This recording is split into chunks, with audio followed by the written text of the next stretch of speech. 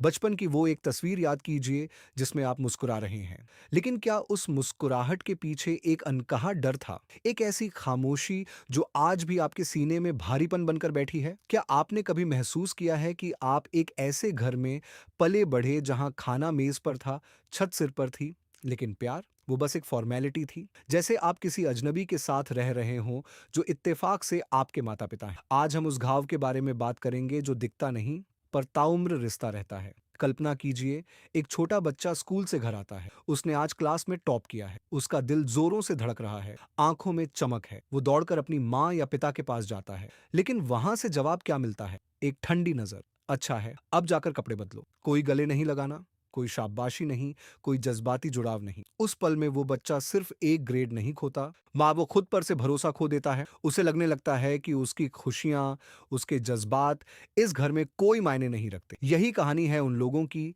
जिनके माता-पिता भावनात्मक रूप से दूर यानी इमोशनली डिस्टेंटम थे। मनोविज्ञान की भारी भरकम किताबों को किनारे रखते हैं और सीधी बात करते हैं। जब एक बच्चा बड़ा हो रहा होता है तो उसे सिर्फ दूध और रोटी की जरूरत नहीं होती। उसे जरूरत होती है मिररिंग की। जब आप रोते हैं तो माता-पिता की आंखों में फिक्र दिखनी चाहिए। जब आप हंसते हैं तो उनकी मुस्कान में आपकी जीत होनी चाहिए। लेकिन जब माता-पिता की भावनाएं जमी हुई हों, तो बच्चा एक खाली दीवार के सामने खड़ा महसूस करता है। ऐसे माता-पिता बुरे इंसान नहीं होते। अक्सर वो खुद एक ऐसे दौर से गुजरे होते हैं जहां उन्हें अपनी भावनाओं को दबाना सिखाया गया। उनके लिए प्यार का मतलब था फीस भर देना, अच्छे कपड़े दिला देना। लेकिन भावनाओं की बात करना उनके लिए ये कमजोरी थी। नतीजा उस आप एक ऐसे इंसान बन गए जो आज दूसरों की मदद तो बहुत करता है, लेकिन अपनी तकलीफ बताने में उसे डर लगता है। जरा रुकिए और सोचिए, क्या आपको भी ऐसा लगता है कि आप हर किसी को खुश करने की कोशिश करते हैं? क्या आपको डर लगता है कि अगर आपने अपनी जरूरतें बताई तो लोग आपको छोड़ देंगे? एक गहरी सच्चाई यह है कि इमोशनली डिस्टेंट माता-पिता के बच्चे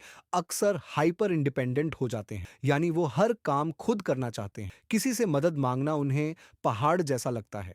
क्यों? क्योंकि बचपन में जब आपने मदद की उम्मीद की थी तो हाथ खाली रहे। आपने सीख लिया कि दुनिया में आप अकेले हैं। आपने अपने चारों तरफ एक ऊंची दीवार बना ली ताकि कोई अंदर ना आ सके और आपको फिर से वो अकेलापन महसूस न कराए। एक उदाहरण देखते हैं अमित का। अमित आज एक सफल इंजीनियर है, उसके पास सब कुछ है, लेकिन वो अपने पार्टनर के साथ कभी खुलकर बात नहीं कर पाता। जब भी उसकी पार्टनर उससे पूछती है, "ऐसा तुम कैसा महसूस कर रहे हो?" अमित का दिमाग सुन्न हो जाता है। उसे गुस्सा आता है, उसे घुटन होती है। उसे लगता है कि ये सवाल उसकी निजता पर हमला है। हकीकत ये है कि अमित को पता ही नहीं कि भावनाओं को शब्दों में कैसे पिरोया जाता है। उसके घर में सिर्फ काम की बातें होती थीं, दिल की नहीं। क्या आप भी अमित की तरह हैं, जो महफिल में तो सबके साथ होता है, पर अंदर ही अंदर एक गहरी तन्हाई महसूस करता है? यहाँ एक कड़वा मोड़ आता है। हम अक्सर उन माता-पिता को माफ करने की कोशिश करते हैं। हम कहते हैं, उनका तरीका बस अलग था। और ये सच भी है। लेकिन अपनी चोट को नजरअंदाज करना माफी नहीं, खुद के साथ नाइंसाफी है। सबसे बड़ा एहसास तब होता है जब आप ये समझते हैं कि आप जिस प्यार की तलाश बाहर की दुनिया में कर रहे हैं, वो दरअसल उस बच्चे की पुकार है जो आज भी आपके अंदर बैठा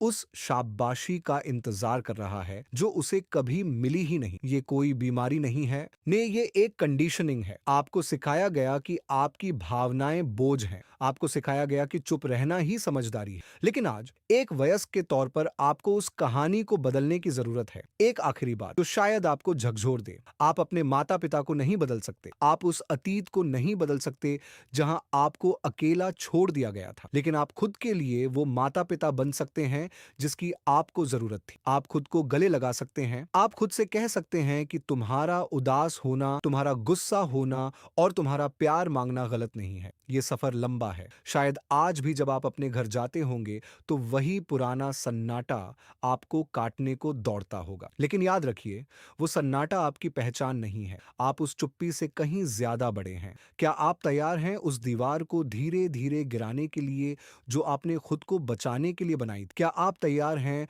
खुद को ये बताने के लिए कि आप प्यार के हकदार हैं? हमें बिना कुछ साबित किए अपने दिल पर हाथ रखिए और महसूस कीजिए। वो धड़कन गवाह है कि आप जिंदा हैं और आपकी भावनाएं कीमती हैं। अगली बार जब आप किसी से अपनी बात कहने में हिचकिचाएं, तो बस याद करना कि वो छोटा बच्चा अब और अकेला नहीं है। आप उसके साथ हैं। क्या आप अपनी उन भावनाओं को पहचानने की कोशिश करना चाहेंगे जिन्हें आपने बरसों से दबा रखा है?